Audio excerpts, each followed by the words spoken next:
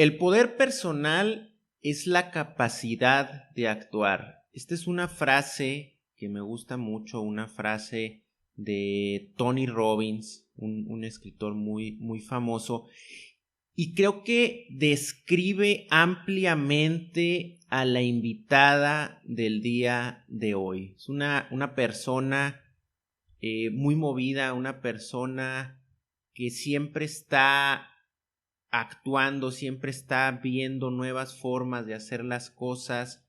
Alguien que, híjole,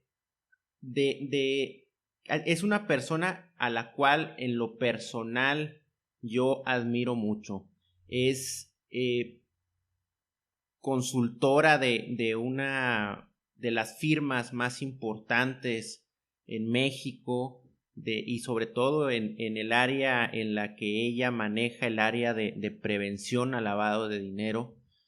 Por supuesto me refiero a Alondra de la Garza Eribes, a quien tenemos en Asonoc el podcast el día de hoy, y que estamos pues pero muy contentos de que esté acompañándonos el día de hoy. Bienvenida, Alondra, a tu programa Asonoc el podcast.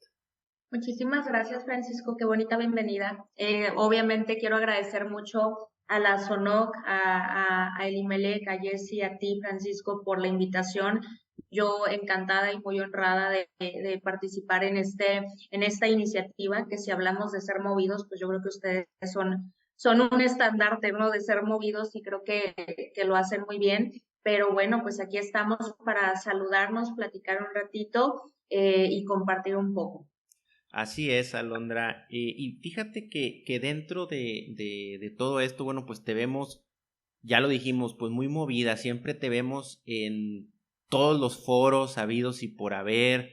Te vemos hasta en los noticieros más importantes, ¿verdad? Ahí con nuestra querida amiga Elena en el Financiero. Por ahí tuviste la oportunidad también de dar una pequeña intervención, ¿verdad? Pero queremos conocer también un poco de la persona, de Alondra de la Garza. ¿Quién es Alondra de la Garza?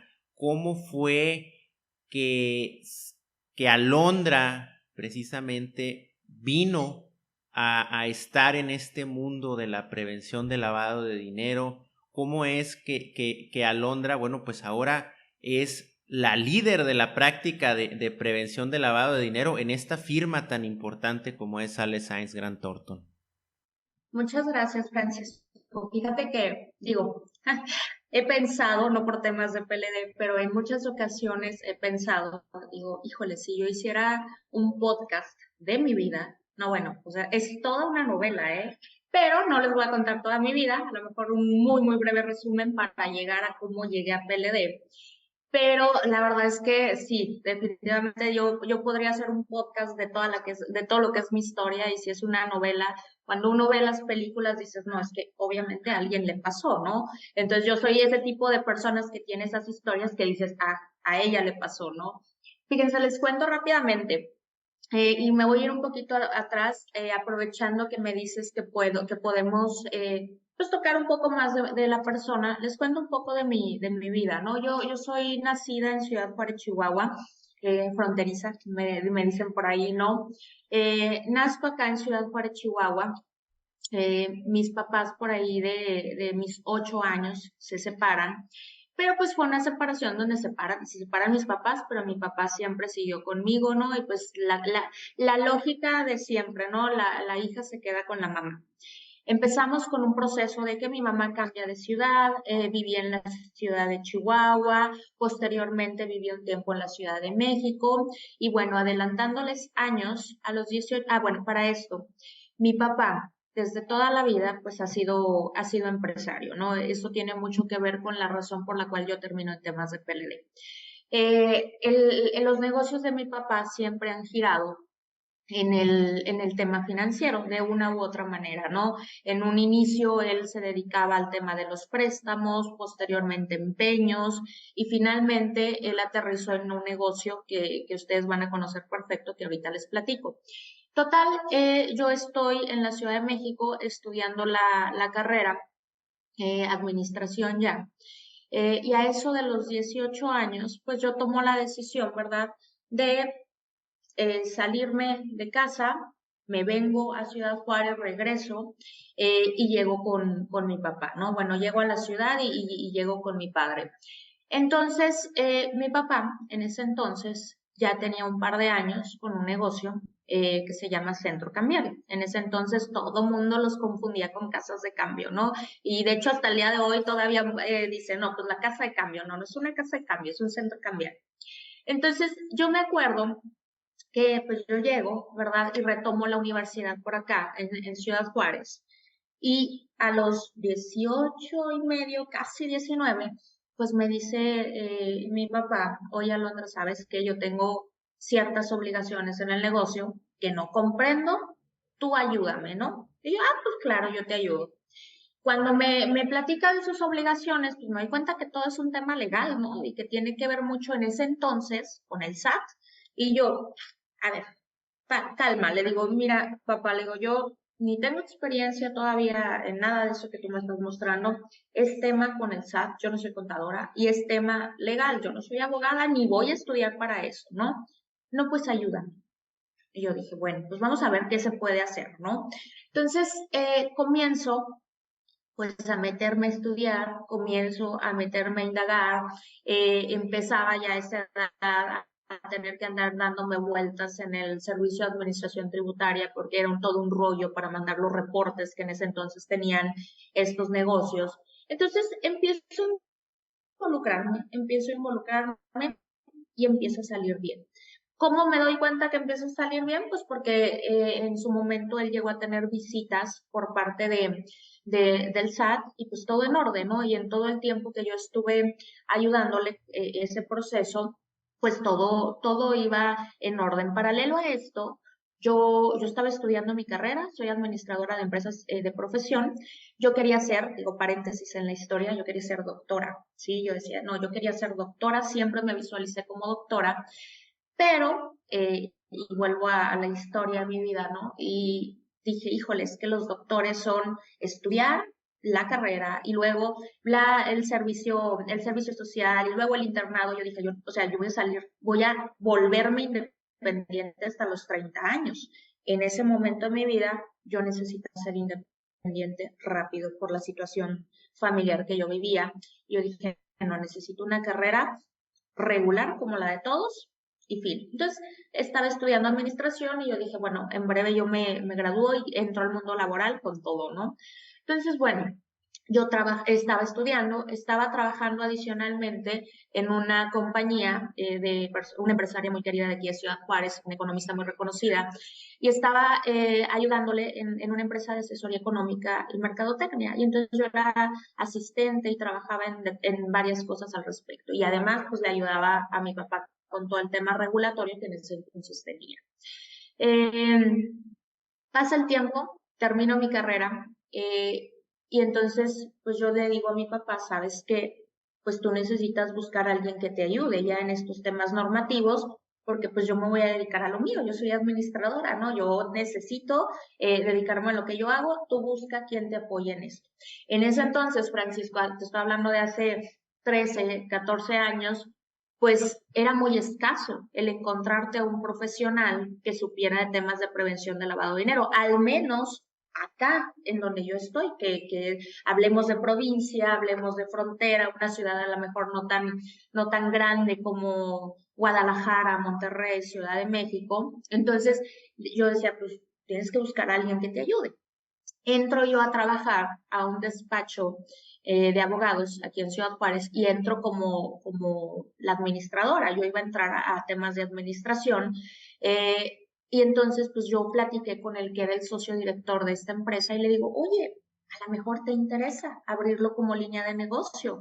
Y le platico, ¿no? Oye, hay en Ciudad Juárez pues un montón de negocios, centros cambiarios, y a lo mejor hay otros tantos, otros sectores que requieren asesoría, consultoría en temas de prevención de lavado de dinero. Y le cuento cómo está todo el show. Y me dice, oye, qué interesante, me llama la atención y pues obviamente vio el negocio, ¿no? Pues centros cambiarios, frontera, hay un montón, ¿no? Y me dice, me gusta.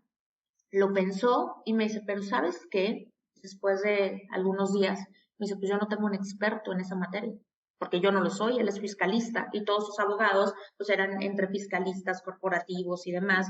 Dice, pues yo no tengo un experto. Y me jala, me dice, ¿sabes qué? Mientras encuentro un experto, tú vas a orquestar y a organizar el área, en ese entonces la llamó de inteligencia financiera. Y yo así de, yo quería ser administradora ya, ¿no? Yo quería ya irme a lo que yo estudié. Dije, bueno, pues va a ser un tema temporal, ¿no? Y yo dije, pues bueno, ya no pasa nada. Vamos a ver a quién coacheamos y a quién le enseñamos y quién entra y pues ya me retiro de eso. Se integra conmigo un par de abogados para poder llevar la materia y empezamos a asesorar a todos los centros cambiarios de aquí de Ciudad Juárez, que en ese entonces existía una asociación. En este tiempo, Francisco, se da un cambio muy importante, que deja de ser el supervisor, el SAT, y entra la Comisión Nacional Bancaria y de Valores. Se da ese switch, ¿no? Y entonces, pues me tocó ese switch cuando vino la reforma a la Ley General de Organizaciones y Actividades Auxiliares del Crédito, que ellos estaban muy contentos, ¿no? Porque pues ya los iba a supervisar la bancaria y demás. Estaban muy contentos porque no sabían lo que venía, ¿no? Todavía no sabían realmente lo que era tener la supervisión de la bancaria y entonces decían, no, pues maravilloso, porque con el SAT, siendo honestos, pues realmente no era muy activa el tema de la supervisión. Entonces viene ese switch, se da también el hecho de que abren mesas de trabajo en la Comisión Nacional Bancaria de Valores con los sectores supervisados, que eso fue algo, creo yo, también sin precedentes, ese acercamiento a las autoridades, que de hecho hasta el día de hoy lo tienen, que yo creo que nunca antes se había vivido esa cercanía.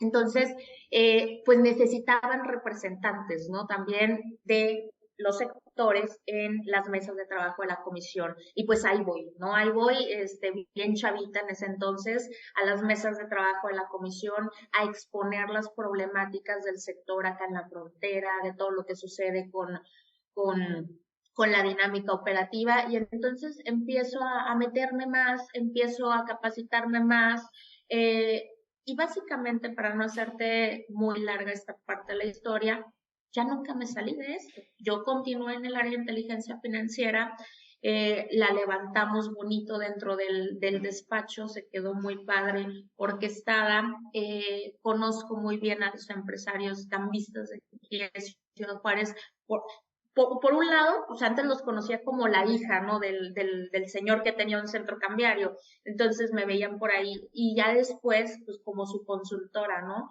Entonces, en ese inter surge la posibilidad y nos hablan de Grant Thornton. Me hablaron inicialmente a mí para participar en un proyecto con unos bancos, con un banco muy grande, un banco internacional. Y entonces yo digo, pues suena interesante, ¿no? Era un proyecto temporal. Yo dije, me encanta la idea, vamos a meternos con bancos, ¿no? Vámonos con las grandes ligas.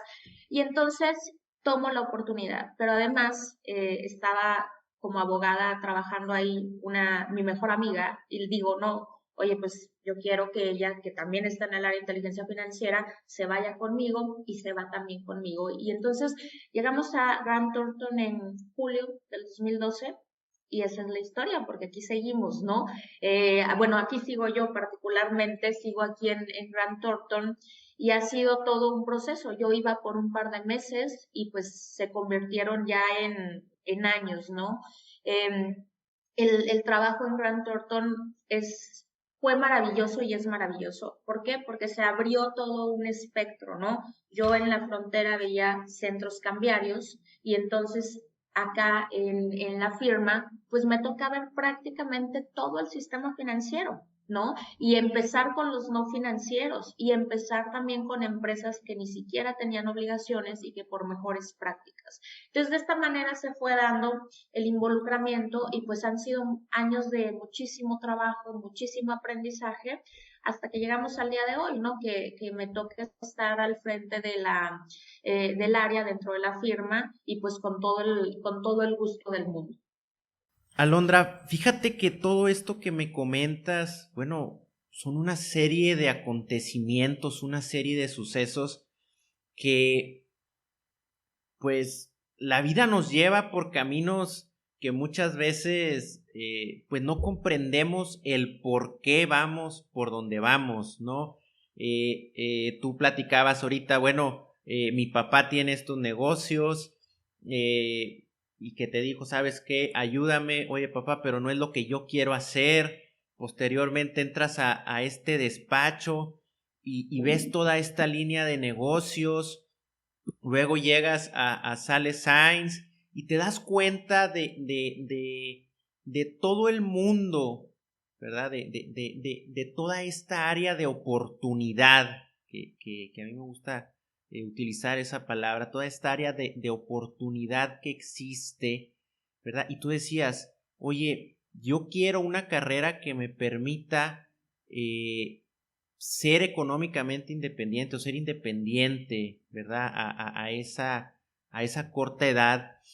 Y creo que todo esto, ¿verdad? Es algo que, pues, si bien, y como lo comentaba hace un momento, bueno, pues, administradora que eres, administradora de empresas, pero cómo la vida nos va llevando por todos estos caminos misteriosos, Alondra. Sí, es correcto. De hecho, cuando les digo que soy administradora, también les digo que nunca he administrado absolutamente nada en mi vida, porque nunca me dediqué a eso, ¿no? Entonces, pues no es algo que yo haya ejercido. O sea, si tú me preguntas, Francisco, oye, ¿podrías hacer otra cosa que no sea PLD? Pues no sé hacer otra cosa, porque lo he hecho desde antes de graduarme, ¿no? Y algo que me sucedió a mí, es que los primeros años es ser completamente autodidacta. O sea, no teníamos una SONOC que nos dé cursos por todos lados, no teníamos diplomados, no teníamos tanta fuente de información como tenemos ahorita, sobre todo en la materia, ¿sí? No teníamos a lo mejor maestrías en el extranjero a las que pudiéramos tener acceso, donde viéramos estos temas. Entonces, fue un proceso de autoestudio, donde creo que fue mucho el método científico. Fuimos aprendiendo a prueba y error, estudiando, documentándonos. A mí me sucedía que yo decía, híjole, es que yo estudio mucho, yo leo mucho, me preparo, me sé las leyes, pero pues no sé si lo estoy haciendo bien, ¿no? Porque la parte práctica, la parte de implementación, pues no tenía yo como no teníamos cómo saber si lo estábamos haciendo bien o no, más que el estudio y el tratar de hacer las cosas como lo indica la ley. Posteriormente que van surgiendo múltiples temas académicos, capacitaciones, certificaciones y demás, vas confirmando que lo que sabes, pues lo sabes bien, ¿no? Vas confirmando que lo que has hecho, lo has hecho bien, pero sí me tocó ese proceso donde todo fue de autoestudio, ¿no? Y donde, como bien dices, la vida te va llevando. Y aquí sigo, la verdad es que ahora sí que fue una relación, se va a escuchar muy, muy romántico, ¿no? Pero fue una relación donde me fui enamorando en el camino y me encanta, o sea, francamente, yo te puedo decir que me encanta mi trabajo, me encanta lo que hago. Yo siempre les digo, es muy estresante porque al final del día, pues como es regulatorio, pues siempre está por ahí la amenaza de la multa, de la sanción, de mil cosas, ¿no? Entonces, es muy estresante, es muy cansado, nos toca ir siempre generalmente contracorriente, ¿no? Pero es muy noble también, es muy noble, es muy bonita. La parte de la consultoría es compleja. El que diga que no miente, la parte de la consultoría es compleja. El tratar con personas es complejo, pero tenemos que tener una vocación de servicio y amar lo que hacemos para que salga bien, ¿no? Eso es algo interesante, pero yo estoy muy contenta por el rumbo que ha tomado a lo que yo me dedico. No creo que yo hiciera otra cosa diferente a lo que actualmente hago, no me visualizo siendo otra cosa.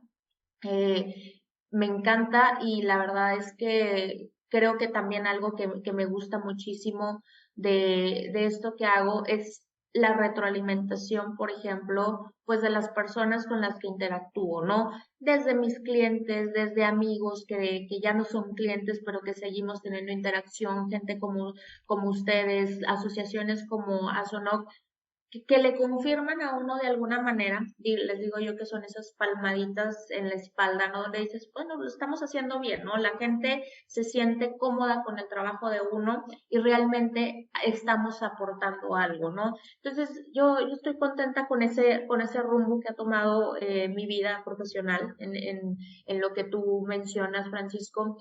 Creo que un giro interesante que se dio es que, pues bueno, yo hasta hace 2 años vivía en la Ciudad de México. La pandemia yo creo que a todos nos transformó de alguna manera. A mí me permitió dar un cambio importante, no necesariamente profesional, pero sí volví a mi ciudad, ¿no? Que eso es algo que yo sí creo que sí extrañaba.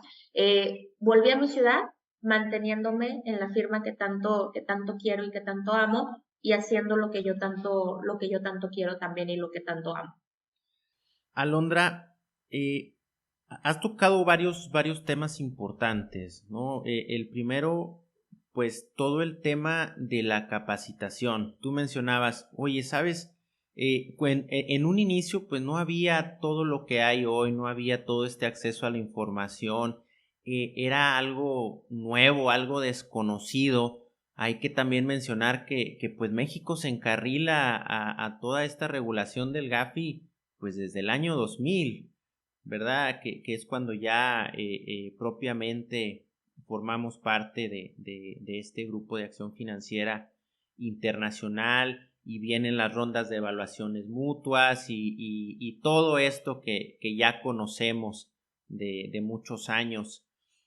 Pero viendo todos estos riesgos latentes que en estos años pues se ha observado a nivel mundial, y tú comentabas ahorita el tema de la pandemia, cómo vino a traer esto muchos beneficios, ¿verdad? Como el trabajo remoto, el volver a reconectarte con tu ciudad, el volver a retomar muchas cosas, ¿no? Pero también todo esto de la pandemia trajo un incremento sostenido de muchos ciberataques al sector financiero, ¿verdad? En especial contra instituciones financieras. Y dichas entidades pues están expuestas particularmente a este riesgo pues debido a su alto grado de automatización, la complejidad de los procesos, la cantidad de recursos que se gestionan. Por ahí en 2018 hubo afectaciones a algunos participantes del sistema SPEI del Banco de México, Alondra. Entonces, ¿cómo preguntarte cómo México se ha ido adaptando a estos cambios tan drásticos en materia de PLD, desde tu perspectiva?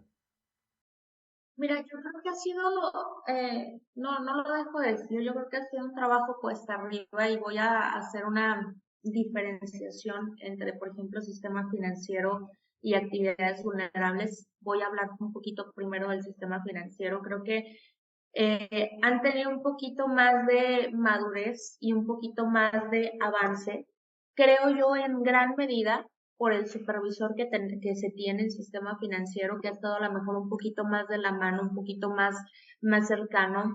Creo que el propio sector se ha tomado más en serio la regulación, se ha tomado más en serio el cumplir. Pero te voy a decir una cosa, yo creo que hay algo y no es un tema propiamente de México, yo creo que es un tema a lo mejor del ser humano, ¿no? Como que a veces no nos creemos que nos puede pasar algo, ¿sí? Como dicen por ahí, nadie experimenta en cabeza ajena.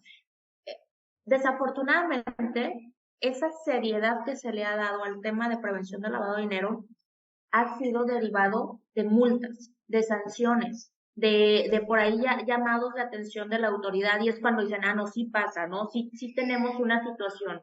Entonces, mucho del cumplimiento se dio en primera instancia, Francisco, creo yo, por miedo a multas y sanciones. Y aquí nos faltaba un componente importante, el entendimiento del riesgo, la conciencia, que realmente no solo nos deben de preocupar el tema de multas y sanciones, sino que estamos expuestos a un riesgo, ¿no? Y lo que eso implica tanto para las entidades como para las personas que forman parte de las entidades. Y aquí hablo de socios, accionistas, hablo de directivos, de toda la gente que trabaja en las empresas. Creo que, sin generalizar, aquí no hay reglas escritas, pero creo que el punto en el que está entrando en el sistema financiero es justamente un punto donde ya se está instaurando una cultura de cumplimiento, que debiese ser una meta importante para todos, donde todos entiendan la importancia de la materia. Algo que va dentro de todo esto es entender que los riesgos cambian, que los riesgos no son estáticos, son dinámicos. Hablando de lo que tú mencionas, el tema de cibernético, pues bueno, ahorita está el tema cibernético, mañana vamos a estar preocupados por otro tipo de delitos.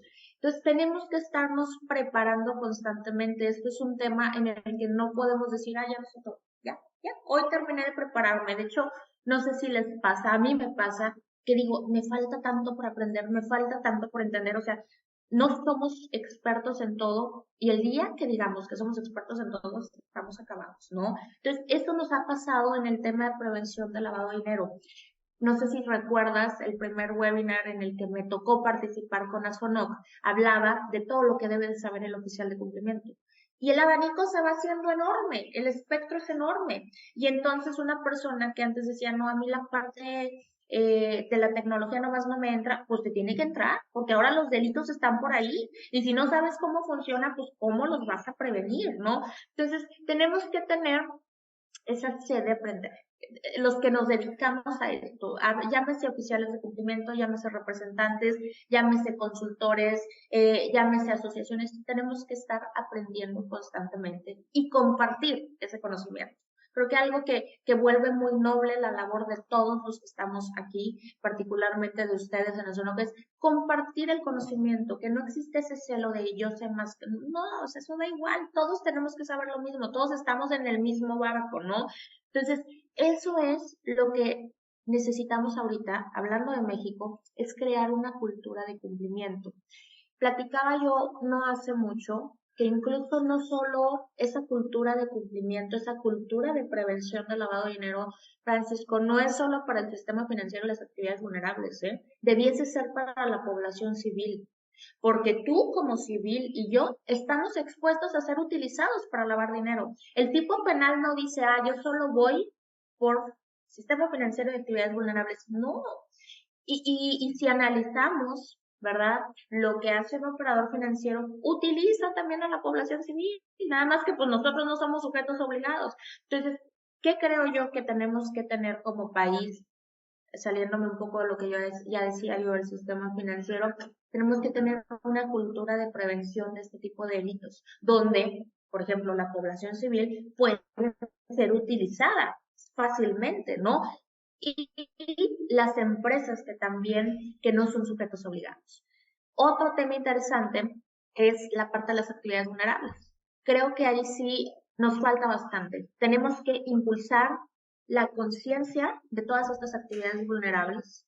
Número uno, empezar ahí sí con el riesgo de, oye, tienes multas y son tremendamente caras. O sea, una multa de actividad vulnerable acaba con el negocio. Entonces, tienes multas muy fuertes, ¿sí? No hemos tenido, y no quiero decir que así va a ser siempre, pero no hemos tenido a lo mejor un actuar muy activo de su supervisor, pero en cualquier momento puede pasar, al final del día tiene las facultades y no se trata de ya cuando actúe, pues ver cómo resuelvo mi problema legal, reputacional, operativo, ¿no? O sea, aquí se trata de ser preventivo, no correctivo. Entonces, en la parte de las actividades vulnerables, pues como que todavía no se la creen, insisto, sin generalizar, pero a lo mejor es por esa situación mental que te decía acerca del ser humano, de hasta que ves que pasa algo, entonces reaccionas, ¿no? Entonces, ellos como que no se la creen y por supuesto que están todavía en ese proceso de empezar a cumplir, empezar a tomar conciencia, empezar a crear esa cultura de cumplimiento que creo yo que pues nos va a tomar bastante tiempo. Ahora, si me permites hacer un último comentario, yo abonaría lo siguiente. Me queda claro y lo entiendo perfecto. No todas las empresas tienen la capacidad económica, con lo que esto implica, recursos económicos, materiales, humanos, etcétera, para tener un sistema fuerte, grandísimo de compliance. Eso me queda clarísimo, entendiendo que la mayoría de las empresas en México no son grandes empresas. Eso me queda clarísimo, un reto importante el tener un buen sistema de compliance, porque tener un sistema cuesta, tener un consultor, un auditor, un oficial de cumplimiento cuesta, o sea, eso me queda clarísimo. Entonces, sí creo yo que los retos son muy fuertes para las empresas y más que una área de cumplimiento, pues no genera dinero, al contrario, o sea, detona costos, ¿no? Pero yo aquí veo la premisa de, bueno, pues si crees que el cumplimiento es caro, híjole, prueba con el no cumplir y yo creo que es más caro, ¿no? Entonces, sí tenemos retos importantes, pero yo creo que cada vez hay más alternativas, ¿sí? Para poder apoyar a esa labor de las organizaciones. La clave de todo, Francisco, es la unión de los sectores del que sean, tienen que estar unidos. ¿Para qué? Para que te escuche la autoridad, para tener un grupo de apoyo, una red de apoyo, ¿no? Para los temas de cumplimiento, para tener una asociación fuerte, para exigirle a tu auditor, para exigirle a las autoridades. El tema de todo es la unión, ¿no? O sea, la suma de todos es mucho más fuerte que el actuar de uno solo. Creo que eso es algo muy importante que tienen que tener todos los sectores y sujetos obligados en consideración para que el cumplimiento se vuelva más fuerte y para que México se vea como un país que se está tomando en serio las cosas, porque al final del día la parte activa es de los sujetos obligados, para que nos vean como un país que se tome en cuenta, que se tome en serio el cumplimiento, ¿no? Y por supuesto, pues está de la mano el actor de las autoridades, ¿no? Totalmente, Alondra, totalmente coincido contigo y yo diría que más que algo costoso, que lo es, sabemos que implican costos altos el tema del cumplimiento, yo le diría al auditorio verlo como una inversión, ¿verdad? Ver todo este tema como algo que nos puede traer muchísimos beneficios, algo y tú ahorita lo comentabas, a ver, al empresario tradúceselo en dinero, ¿no? ¿Cuánto me va a costar a mí el no tener un departamento de cumplimiento implementado, ¿no? Las multas que pues son exorbitantes, ¿verdad? Y que puede llevar a la quiebra a cualquier empresa, cualquier negocio, una multa de este nivel, ¿verdad? Y ahorita comentabas toda la utilización de los recursos que provienen del crimen organizado, que pues no tenemos idea realmente de cuánto asciende, lo bien lo menciona la propia Evaluación Nacional de Riesgos, todo el efectivo que hay en México, todos estos delitos que más allá del lavado de dinero, porque tú lo comentabas en un foro, que este delito de lavado de dinero es como un delito, utilizaba la palabra parásito, ¿verdad? Que se desprende de otros delitos, correcto. Entonces, y comentabas ahorita, bueno, el sector financiero y el sector vulnerable son empresas que tienen que cumplir porque la ley los dice, pero realmente, y concuerdo mucho contigo, en el que cualquier persona, no importa si es persona física o persona moral, pueden ser utilizados para todos estos ilícitos y ejemplos muy sencillos y muy fáciles, ¿no? A lo mejor algún familiar requiere que yo sea accionista en su empresa, pero yo no voy a figurar ahí, ¿verdad? El que me aperturen un crédito a mí, pero realmente otra persona sea la que está disponiendo de estos recursos, ¿verdad? O sea, son temas que incluso nos falta como sociedad esta cultura de prevención, Alondra. Totalmente. Fíjate que Yo lo he platicado en otras ocasiones. En México tenemos muy malas prácticas, Francisco. O sea, en México, y yo creo que dicen que los mexicanos somos muy cálidos y como muy amistosos y demás, pero creo que incurrimos en errores que derivan de una falta de educación financiera también y de un entendimiento, volvemos a lo mismo, del riesgo. Pero, por ejemplo, aquí en México, Francisco, yo voy y te digo, oye, tú eres mi amigo, sácame un crédito, sácame una línea de teléfono y lo haces. Oye, ni idea tienes de lo que yo voy a hacer con eso. Entonces, creo que nos falta mucha cultura eh, financiera a nivel civil, con todo lo que eso implica una cultura financiera, ¿no? Obviamente hablar de los riesgos financieros, pero también hablar de los riesgos hablando en materia de delitos, ¿no? Porque estamos en un país que no podemos negar, pues que tenemos fuertes problemas de delincuencia organizada y todo es lo que eso significa, ¿no?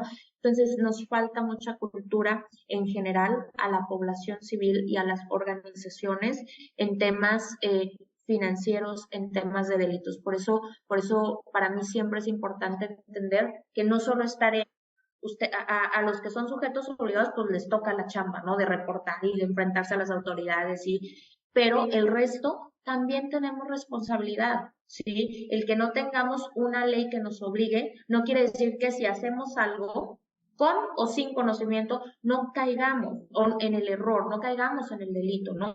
Entonces sí creo que nos falta cultura a nivel sociedad civil y empresas que creo yo que podría ser un tema muy interesante en la agenda, ¿verdad?, de nuestras autoridades, explicarlo y pedir también el compromiso de los que no son sujetos obligados, pero que también participan cuando existe un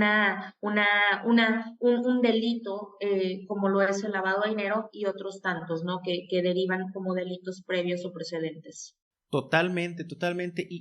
Este delito de lavado de dinero y de financiamiento al terrorismo, pues lo vemos como algo muy lejano, ¿no? Como De, sociedad, como algo que nada más sucede en las grandes esferas, en las grandes corporaciones, ¿verdad? Y ahorita tocabas un punto muy importante, el riesgo. Y con esta última pregunta cerramos, Alondra. Todo este tema del riesgo siempre ha existido, ¿verdad? Siempre ha existido y hace algunos años, y yo sé que eres experta en este tema, se puso de moda esta práctica del de-risking, ¿verdad? El eliminar el riesgo en lugar de manejarlo, ¿verdad? Con el fin de evitar el riesgo que representa tener algunos clientes, ¿verdad? Sin antes haber identificado, medido o mitigado todos estos riesgos, ¿verdad? Pero aquí también en México y como máxima, pues tenemos esta metodología de evaluación de riesgos. Entonces, preguntarte, ¿qué beneficios tiene este de risking o cómo me beneficio al implementarlo o esto, qué me afecta en mi propia evaluación de riesgos? Muy bien, muy buena pregunta y un tema muy, muy interesante. Es una de las llamadas enfermedades del sistema financiero, porque empezó con el sistema financiero hace muchos, muchos años y sobre todo a nivel internacional. El de-risking empezó con grandes bancos en el extranjero, sobre todo en las supereconomías o países más desarrollados, ¿verdad? Que veían como con mala cara a economías más pequeñas que querían relacionarse con el sistema financiero, y esto incluye a bancos más pequeños, ¿no? Sobre todo en los servicios de corresponsalía, por ejemplo. Entonces, sí, efectivamente, esa práctica del de-risking es, pues yo no trabajo contigo porque eres muy riesgoso, ¿no? Yo no quiero relacionarme contigo porque relacionarme contigo más que beneficios puede traerme eh, contratiempos. Entonces, el de-risking es algo así como la discriminación a las personas. Tú no porque eres blanquito, tú no porque eres morenito, tú no porque eres de no sé qué nacionalidad. Eso es el de-risking. Si lo analizamos de esta manera, pues está mal, claramente. El de-risking, más que ventajas, nos trae situaciones perjudiciales. ¿Puede tener ventajas? Pues sí, claro. Si nos apegamos a la premisa del que nada hace, nada se equivoca, pues sí, ¿no? Si no trabajas con nadie, pues no vas a tener ningún riesgo. Veámoslo de esta manera y voy a comentar solo de manera acotada para respetar también los tiempos, pero fíjate, el de-risking en una empresa. Yo digo como compliance que no trabajamos con tales sectores por el riesgo. No, pues sí, pero no se nos olvide también como cumplimiento que el propósito y la razón de ser de una empresa es generar riqueza. Y si a lo mejor ahí hay un nicho de negocio importante, ¿por qué no tomarlo? Y ahorita hago sus respectivas acotaciones, ¿no? Si ahí hay un negocio interesante, ¿por qué no tomarlo? Ahora, imagínate tú que que los hay, ya lo platicaremos en algún momento, pero imagínate tú que hay un sector o varios sectores que son sujetos o víctimas del de-risking, de con todos estos no se trabaja, nadie los acepta. Estás excluyendo financieramente a grupos, a personas, a empresas. Eso en ningún momento es bueno para una economía. Le estoy dando ahorita un enfoque económico. En ningún momento el que sectores y empresas estén excluidos de participar en el mercado financiero formal es bueno. ¿Y qué se incentiva? El mercado financiero informal, el mercado negro, el que dice, no te preocupes, yo te presto. No estoy legal, pero yo te presto porque allí nadie te quiere prestar, yo te vendo dólares porque los que lo hacen legalmente no quieren. Entonces, le abrimos puerta al mercado negro, excluyendo financieramente sectores. Ahora, yo te estoy diciendo, acéptalos.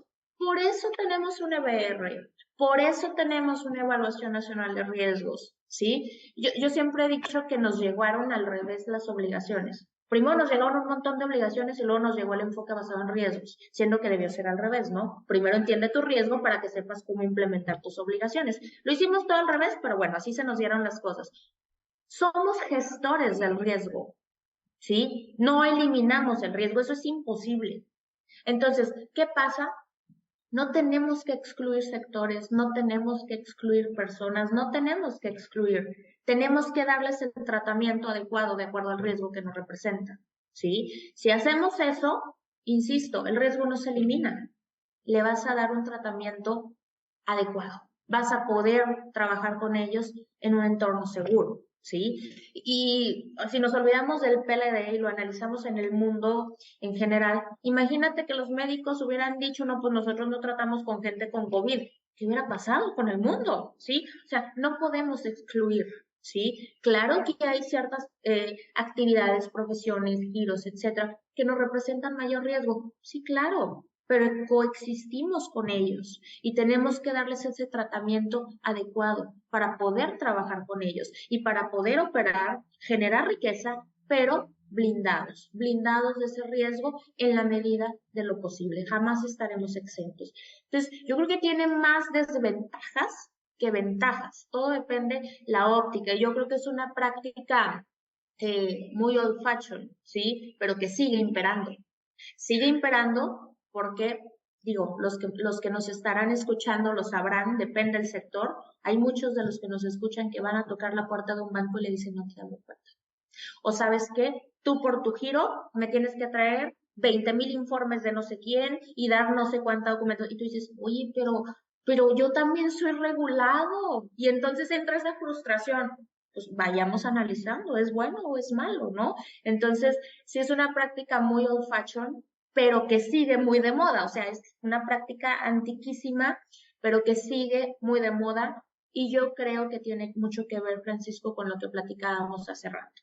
Es parte de lo que nos falta en nuestro país. Crear una cultura en general de cumplimiento, ¿sí? Un entendimiento y sobre todo analizar que el riesgo se debe de manejar, de gestionar. No pensar que lo vamos a eliminar porque eso nunca va a pasar, ¿no? Y creo que lo hemos ido aprendiendo a lo largo de los años y creo que ha sido una labor también compleja para los oficiales de cumplimiento, ¿no? Porque muchas veces, por ejemplo, socios y accionistas, cuando hay un errorcito, voltean, ¿para qué te tengo oficial de cumplimiento? Oye, pues sí, yo estoy haciendo mi trabajo, pero no estamos exentos de que se cometa un error, de que me llegue una multa, una sanción, y eso no quiere decir que se hizo un trabajo malo, ¿sí? Entonces, es todo un cúmulo de cosas que nos hacen pensar que el riesgo Más bien, tenemos que liberarnos de la idea de que el riesgo se va a eliminar y de que jamás seremos señalados por la autoridad y de que jamás estaremos expuestos. Estamos ahí. Y mientras estemos ahí, existen riesgos de que la autoridad participe y nos llame la atención, de que tengamos alguna situación con un cliente riesgoso, etcétera, etcétera.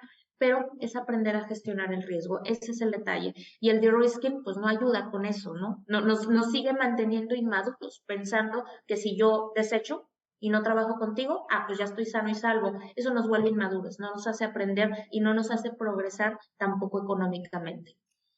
Totalmente, Alondra. Y en esta búsqueda de esta cultura de cumplimiento, y ahora sí ya para cerrar, ¿qué consejo le darías al auditorio?